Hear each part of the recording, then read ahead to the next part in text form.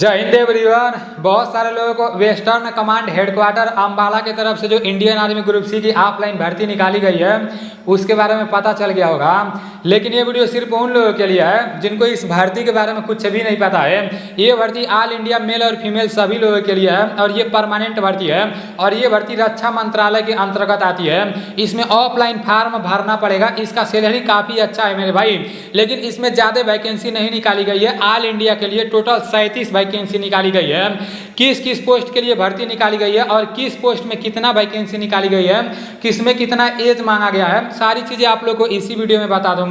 जो लोग पूरा वीडियो देखेंगे उनके मन में थोड़ा सा भी डाउट नहीं रहेगा और जो लोग पूरा वीडियो देखबे नहीं करेंगे उनके मन में तो डाउट ही डाउट रहेगा।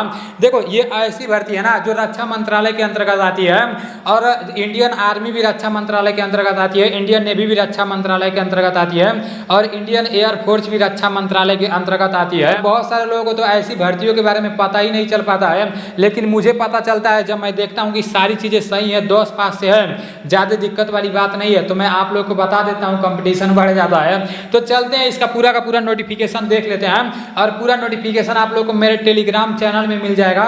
टेलीग्राम चैनल नीलेश ब्लॉग के नाम से है, उसका लिंक मैं डिस्क्रिप्शन में भी दे दूंगा और अबाउट में भी दे दूंगा। अगर आप अभी तक मेरे टेलीग्राम चैनल में नहीं जुड़े हो तो पता नहीं क्या कर रहे हो यार, जाकर टेलीग्राम चैनल में जुड़ जाओ, ठीक है ना। इसका ऑफलाइन फॉर्म भी मैं आप लोगों को दिखा दूंगा और पूरा नोटिफिकेशन भी समझा दूंगा। भारतीय सेना अंबाला हेडक्वार्टर की तरफ से इंडियन आर्मी ग्रुप सी की जो ऑफलाइन भर्ती निकाली गई है उसका पूरा का पूरा नोटिफिकेशन है।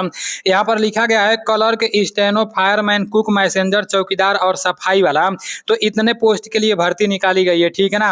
अब इसमें 10 पास और 12 पास रहोगे तो फॉर्म भर सकते हो। किस में कितना पास मांगा गया है मैं आप लोगों को सारी चीजें समझा रहा हूँ। महिला पुरुष मतलब मेल और फीमेल सभी लोगों के लिए ये भर्ती है और ये भर्ती ऑफलाइन है और इसमें टोटल 37 वैकेंसी है, ठीक है ना। यहाँ पर लिखा गया है मैसेंजर में पूरे भारत के लिए 15 वैकेंसी है। इसमें आपका मिनिमम एज 18 साल होना चाहिए, मैक्सिमम एज 25 साल होना चाहिए और जो सैलरी रहेगा ना 18,000 से शुरुआत होगा और 56,900 रुपया तक रहने वाला है। इसमें सिंपल 10 पास मांगा गया है मैसेंजर वाले में, ठीक है ना। और मजदूर वाले में भी सेम वही है, 18 से लेकर 25 साल तक उम्र मांगा गया है और इसका सैलरी भी काफी अच्छा खासा रहेगा, 18,000 रुपया से लेकर 56,900 रुपया तक रहने वाला है और इसमें भी 10 पास मांगा गया है। अब यहाँ पर लिखा गया है रेंज चौकीदार। रेंज चौकीदार वाले में भी मतलब इसका भी उम्र 18 से लेकर 25 साल तक होना चाहिए और सैलरी 18,000 से लेकर 56,900 रुपया तक रहने वाला है और इसमें भी 10 पास मांगा गया है। और ये जो गार्डनर वाला है ना इसमें 2 वैकेंसी है, इसका भी सेम वही है, ठीक है ना। अब यहाँ जो नीचे कुक वाला दिया है तो कुक में सिर्फ 5 वैकेंसी है पूरे भारत के लिए। इसका जो उम्र है 18 से लेकर 25 साल तक मांगा गया है और इसका सैलरी भी 18,000 से शुरुआत होगा, 56,900 रुपया तक रहने वाला है। लेकिन इसमें बोला गया है, देखो ऊपर जितना वैकेंसी निकाला गया है इसमें तो सिंपल 10 पास मांगा है और कुक वाले में बोला गया है कि 10वीं पास के साथ साथ कुकिंग कार्य का ज्ञान होना चाहिए, मतलब खाना बनाने के बारे में आपके पास नॉलेज होना चाहिए।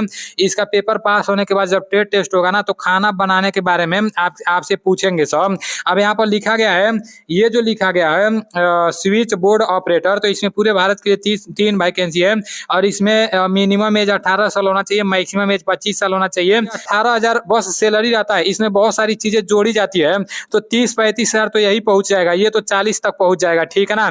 और लास्ट 69,100 रुपया तक रहने वाला है। इसमें 10 पास मांगा गया है और 10 पास के साथ साथ बोला गया है PBX बोर्ड संचालन का ज्ञान है।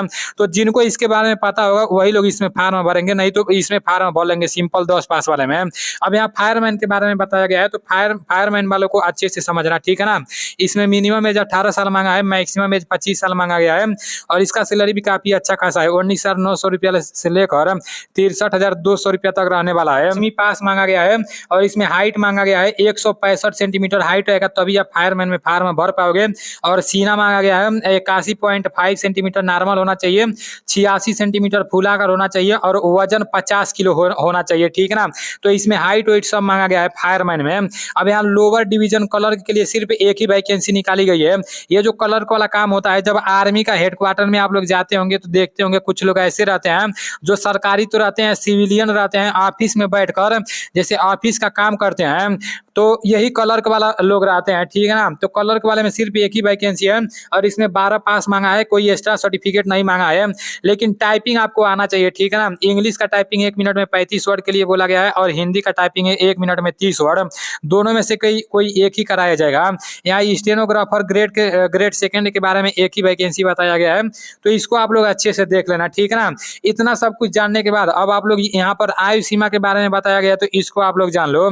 लिखा गया है आयु की गणना अंतिम तिथि के अनुसार की जाएगी, मतलब फार्म भरने का जो लास्ट डेट रहेगा ना, उस डेट को आपका उम्र 18 साल हो गया होना चाहिए। अभी मैं आप लोगों को लास्ट डेट बता दे रहा हूँ, ठीक है ना। इसका ऑफलाइन फार्म भी दूंगा, टेंशन नहीं लेना है, सारी चीजें बता रहा हूँ। यहाँ पर लिखा गया है आवेदन शुल्क। आवेदन शुल्क 1 भी रुपया नहीं है, डाक द्वारा आवेदन भेजने का पता, मतलब इस फार्म को भरने के बाद कहाँ पर भेजना है वो सारी चीजें यहाँ पर बताई गई है। इसका आप लोग हो सके तो स्क्रीनशॉट ले लेना। वैसे पूरा नोटिफिकेशन आप लोग को टेलीग्राम चैनल में मिल जाएगा। यही वाले एड्रेस पर फार्म को भेजना है, ठीक है ना। यहाँ पर लिखा गया है कि फार्म को जैसे 29 तारीख 9वां महीना सन 2023 तक या उससे पहले यहाँ पर फार्म को भेज देना है, ठीक है ना। सेंट्रल रिक्रूटिंग एजेंसी हेडक्वार्टर, ये जो एड्रेस दिया है इसको आप लोग देखना, यहीं पर फार्म को भेजना है, ठीक है ना। और फार्म को जैसे साधारण डाक द्वारा भी भेज सकते हो, पंजीकृत डाक द्वारा भी भेज सकते हो, या स्पीड पोस्ट भी करा सकते हो। मैं तो आप लोगों से बोल रहा हूँ स्पीड पोस्ट करा देना, ठीक है ना। अब यहाँ पर लिखा गया है कि आवेदन के साथ संकलन किए जाने वाले दस्तावेज, मतलब कौन कौन सा डॉक्यूमेंट लगाना है फार्म भरने के बाद। जैसे जितना भी डॉक्यूमेंट है पूरा डॉक्यूमेंट यहाँ पर बताया गया है, मैं आप लोग को बता दे रहा हूँ, ध्यान से सुनना। अगर 10 पास वाले मार्कशीट से फार्म भर रहे हो तो 10 पास का मार्कशीट, अगर 12 पास वाले फार्म से फार्म भर रहे हो, जैसे 12 पास वाले मार्कशीट से फार्म भर रहे हो तो 12 पास का मार्कशीट का फोटो कॉपी, मतलब पूरा का पूरा फोटो कॉपी होना चाहिए, ओरिजिनल नहीं भेजना है, ठीक है ना। इसका फोटो कॉपी होना चाहिए। फिर जन्म प्रमाण पत्र होना चाहिए।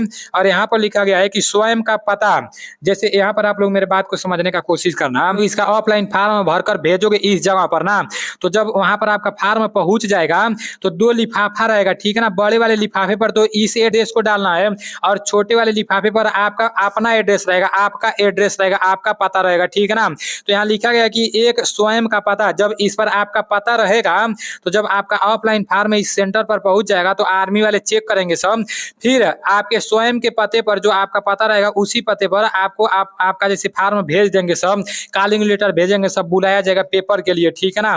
तो स्वयं का पता होना चाहिए और 25 रुपए के डाक टिकट लगाना चाहिए। जो लिफाफा रहेगा ना, छोटे वाले लिफाफे पर 25 रुपए का डाक टिकट लगाना है, बड़े वाले लिफाफे पर नहीं लगाना है, छोटे वाले लिफाफे पर लगाना है। इसको मैं आप लोग को अभी लास्ट में समझा रहा हूँ, इसको आसानी से समझा दूंगा, ठीक है ना। उसके बाद से जात प्रमाण पत्र होना। यहाँ देखो फायरमैन के लिए स्पेशल कुछ बताया गया है। अगर आप फायरमैन में फार्म भर रहे हो तो इसमें 2 को 25-25 रुपए का लिफाफा लगाना पड़ेगा। दूसरे में फार्म भरोगे तो सिर्फ एक ही 25 रुपए का लिफाफा लगाना पड़ेगा, मतलब वही डाक टिकट मतलब बोल रहे हैं, लिफाफा नहीं। अगर दूसरे में फार्म भरोगे तो 25 रुपए का डाक टिकट लगाना पड़ेगा, अगर फायरमैन में भरोगे तो 2 को 25-25 रुपए का डाक टिकट लगाना पड़ेगा। उसके बाद से जात प्रमाण पत्र का फोटो कॉपी होना चाहिए। अनुभव प्रमाण पत्र मांगा गया है, मतलब एक्सपीरियंस सर्टिफिकेट है तो लगाओ, नहीं है तो नहीं लगाओ। उसके बाद से आधार कार्ड और निवास प्रमाण पत्र का फोटो कॉपी होना चाहिए, ठीक है ना। और ये खिलाड़ी उलाड़ी के लिए बोला गया है, अगर आप खिलाड़ी हो, एनसीसी वाले हो, स्पोर्ट वाले हो, या भूतपूर्व सैनिक या सर्विसमैन हो, उसका सर्टिफिकेट है तो यहाँ पर लगा सकते हो, ठीक है ना। डॉक्यूमेंट के बारे में आप लोग को सारी चीजें पता चल गई। अभी मैं आप लोग को इसका ऑफलाइन फार्म भी दिखा दे रहा हूँ कि इसमें कितना पास मांगा गया है, ये भी आप लोग को पता चल गया। अब यहाँ पर बोला गया है कि 2 फोटो आप लोगों को लगाना है, ठीक है ना, और उस पर हस्ताक्षर होना चाहिए फोटो पर। इतना डॉक्यूमेंट लगाने के बाद डॉक्यूमेंट के साथ साथ ये 2 फोटो होना चाहिए।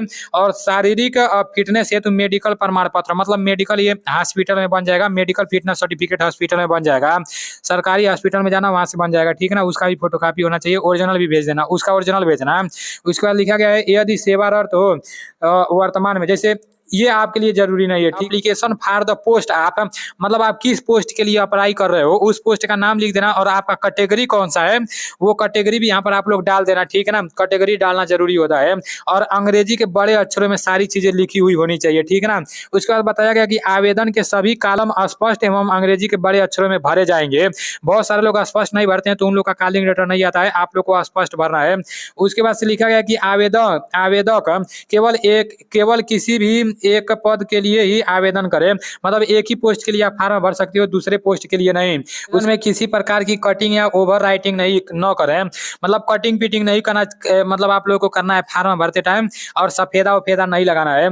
उसके बाद से स्टेनोग्राफर, कलर के फायरमैन व गार्डनर के लिए यूआर, मैसेंजर के लिए UR, OBC, ST, SC, EWS, ESM range चौकीदार के लिए, और यहाँ पर बताया गया यूआर एससी मजदूर के लिए, यूआर ओबीसी सफाई वाला के लिए, यूआर ओबीसी ईडब्ल्यूएस कुक के लिए, यूआर मतलब किस कैटेगरी में किस कैटेगरी के लिए किसने वैकेंसी निकाला गया है वो यहाँ पर बताया गया है। तो इसको आप लोग अच्छे से देख लेना, ठीक है ना। 9 तारीख से इसका फार्म भराना चालू हो गया है और लास्ट डेट इसका कब रहने वाला है, 29 सितंबर 2023 तक रहने वाला है। इसका ऑफलाइन फार्म देखो, इसके ऑफलाइन फार्म के ऊपर ही लिखा गया है ministry of defence government of India, मतलब ये भर्ती रक्षा मंत्रालय के अंतर्गत आती है, ठीक है ना।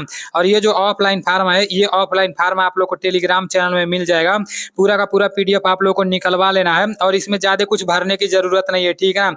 बस आप लोग का नाम और किस पोस्ट के लिए अप्लाई कर रहे हो, अपने पिताजी का नाम, अपने माताजी का नाम, अपना डेट ऑफ बर्थ है, ये सारी चीजें आप लोगों को भर देना है। और यहाँ पर जो फोटो लगाओगे ना, फोटो के ऊपर मतलब आप लोग को अपना सिग्नेचर कर देना है। अगर सिग्नेचर नहीं करोगे तो फिर दिक्कत हो जाएगा, ठीक है ना। आप लोग अपना सिग्नेचर जरूर करना है। तो ये फार्म भरने के साथ साथ जितना भी डॉक्यूमेंट बताया हूँ वो पूरा डॉक्यूमेंट इसके साथ लगा लेना। उसके बाद से 2 लिफाफे में जिस तरह से बताया हूँ उस दोनों लिफाफे के अंदर छोटे वाले लिफाफे में पूरा डॉक्यूमेंट डाल देना, पूरा फार्म डाल देना, छोटे वाले लिफाफे को बड़े वाले लिफाफे के अंदर डाल देना। उसके बाद से बड़े वाले लिफाफे को ले जाकर पोस्ट ऑफिस पर बोल देना स्पीड पोस्ट करना है, ठीक है ना। तो जहां पर इस फार्म को भेजना है ना वो लोग भेज देंगे। तो उम्मीद करता हूँ इस वीडियो से इसके बारे में सारी चीजें आप लोगों को पता चल गई होंगी। मिलते हैं अगले वीडियो में। जय हिंद।